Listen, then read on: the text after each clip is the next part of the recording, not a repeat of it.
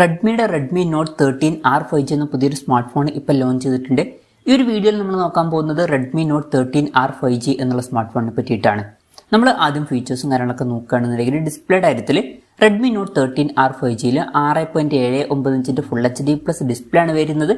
ഇതിൽ LCD പാനലാണ് കൊടുത്തിരിക്കുന്നത്. ഈ ഒരു സ്മാർട്ട് ഫോൺ 16,000 രൂപ പ്രൈസ് റേഞ്ചിലാണ് വരുന്നത്. ആ ഒരു പ്രൈസ് റേഞ്ചിൽ ഇപ്പോൾ റെഡ്മിയുടെ ഭാഗത്തു നിന്നൊക്കെ നമ്മൾ AMOLED ഡിസ്പ്ലേ എക്സ്പെക്ട് ചെയ്യുന്നുണ്ട്. ഇപ്പം ഇന്ത്യൻ മാർക്കറ്റിൽ അവൈലബിൾ ആയിട്ടുള്ള റെഡ്മി നോട്ട് 12 5G എന്ന സ്മാർട്ട് ഫോൺ 15,000 രൂപ പ്രൈസ് റേഞ്ചിലായിട്ടാണ് അവൈലബിൾ ആയിട്ടുള്ളത്. അതിൽ AMOLED ഡിസ്പ്ലേ ഒക്കെ വരുന്നുണ്ട്. പക്ഷേ ഇതിലോട്ട് വരുമ്പോൾ LCD പാനലേ കൊടുത്തിട്ടുള്ളൂ. പിന്നെ 120 ഹെർട്സിൻ്റെ റിഫ്രഷ് റേറ്റും കാര്യങ്ങളൊക്കെ ഇതിൽ സപ്പോർട്ട് ചെയ്യുന്നുണ്ട്. 240 ഹെർട്സിൻ്റെ ടച്ച് സാമ്പിളിംഗ് റേറ്റും ഇതിൽ കൊടുത്തിട്ടുണ്ട്. പിന്നെ പഞ്ചോൾ ഡിസൈനാണ് വരുന്നത്. പഞ്ചോൾ വരുന്നത് ടോപ്പ് സെൻറ്റർ ഭാഗത്തായിട്ടാണ്. പീക്ക് ബ്രൈറ്റ്നസ് വരുന്നത് 550 നിറ്റ്സ് ആണ്. അപ്പോൾ ഡിസ്പ്ലേ ഫീച്ചേഴ്സ് മൊത്തത്തിൽ നോക്കുമ്പോൾ ഈ ഒരു പ്രൈസ് റേഞ്ചിൽ വലിയ തിരക്കുകളില്ലാത്ത ഡിസ്പ്ലേ ഫീച്ചേഴ്സ് ആണ് എന്നൊക്കെ പറയാവുന്നതാണ്. പക്ഷേ റെഡ്മിയുടെ തന്നെ ഇതേ പ്രൈസ് റേഞ്ചിൽ വരുന്ന ചില ഫോണുകളിലൊക്കെ നമുക്ക് AMOLED ഡിസ്പ്ലേ കിട്ടുന്നുണ്ട്. അപ്പം AMOLED ഡിസ്പ്ലേയും കൂടി ഉണ്ടായിരുന്നെങ്കിൽ കുറച്ചും കൂടി നന്നായേനെ. പിന്നെ സൈഡ് മൗണ്ടഡ് ഫിംഗർ പ്രിന്റ് സെൻസറാണ് ഇതിൽ കൊടുത്തിരിക്കുന്നത്.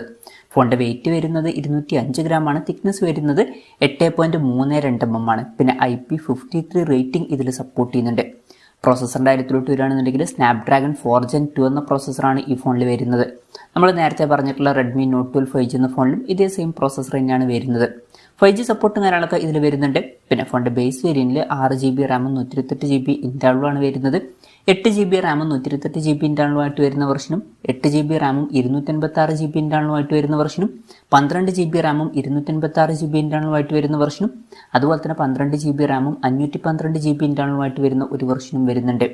NFC എന്നുള്ള ഫീച്ചർ ഇതിൽ സപ്പോർട്ട് ചെയ്യുന്നുണ്ട്.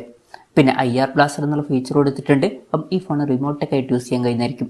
പിന്നെ ആൻഡ്രോയിഡ് 14 ബേസ് ആയിട്ടുള്ള HyperOS സോഫ്റ്റ്വെയർ ആണ് ഈ ഫോണിൽ വരുന്നത്. ക്യാമറയുടെ കാര്യത്തിലോട്ട് വരികയാണെന്നുണ്ടെങ്കിൽ ഫോണിൻ്റെ പിന്നിൽ ഡ്യുവൽ ക്യാമറ സെറ്റപ്പാണ് കൊടുത്തിരിക്കുന്നത്. 50 മെഗാ പിക്സലിലെ മെയിൻ ക്യാമറ സെൻസർ ഈ ഫോണിൽ വരുന്നുണ്ട്. പിന്നെ 2 മെഗാ പിക്സലിലെ മാക്രോ ലെൻസും ഇതിൽ കൊടുത്തിട്ടുണ്ട്. അപ്പം അൾട്രാ വൈഡ് ആംഗിൾ ലെൻസ് ഇതിൽ വരുന്നില്ല. നമ്മൾ നേരത്തെ പറഞ്ഞിട്ടുള്ള റെഡ്മി നോട്ട് 12 5G എന്ന ഫോണിൽ അൾട്രാ വൈഡ് ആംഗിൾ ലെൻസും വരുന്നുണ്ടായിരുന്നു. പിന്നെ ഫ്രണ്ടിൽ 8 മെഗാ പിക്സലിൻ്റെ സെൽഫി ക്യാമറ ആണ് വരുന്നത്. അപ്പം ഓൺ പേപ്പർ അത്ര മികച്ചൊരു ക്യാമറ സ്പെസിഫിക്കേഷൻ വരുന്നുണ്ട് എന്നൊന്നും പറയാൻ പറ്റില്ല. ബാറ്ററിയുടെ കാര്യത്തിൽ 5030 mAh ബാറ്ററിയാണ് വരുന്നത്. 33 വാട്ടിൻ്റെ ഫാസ്റ്റ് ചാർജിങ് സപ്പോർട്ടും കൊടുത്തിട്ടുണ്ട്. ടൈപ്പ് C ചാർജിംഗ് പോർട്ടും ഇതിൽ വരുന്നുണ്ട്. തിരക്കേടില്ലാത്തൊരു ബാറ്ററി സെറ്റപ്പ് ഇതിൽ വരുന്നുണ്ട് എന്ന് പറയാവുന്നതാണ്. നേരത്തെ പറഞ്ഞിട്ടുള്ള റെഡ്മി നോട്ട് 12 5G എന്ന ഫോണിലും ഏകദേശം ഇതേ സെയിം ബാറ്ററി സെറ്റപ്പ് ഒക്കെ തന്നെയാണ് വന്നിട്ടുള്ളത്. അപ്പം ഇതൊക്കെയാണ് ഫീച്ചേഴ്സിനെ പറ്റി പറയാനുള്ള കാര്യങ്ങൾ. പിന്നെ ഈ ഒരു സ്മാർട്ട് ഫോൺ ഇപ്പം ഇന്ത്യൻ മാർക്കറ്റിൽ ലോഞ്ച് ചെയ്തിട്ടില്ല. ഇപ്പം ചൈനീസ് മാർക്കറ്റിലാണ് ഈ സ്മാർട്ട് ഫോൺ ലോഞ്ച് ചെയ്തിരിക്കുന്നത്. ചൈനീസ് മാർക്കറ്റിൽ ഈ ഫോൺ ലോഞ്ച് ചെയ്തിരിക്കുന്നത് 1399 യുവാൻ എന്ന പ്രൈസിങ്ങിലാണ്. അതായത് 16,000 രൂപ പ്രൈസ് റേഞ്ചിൽ.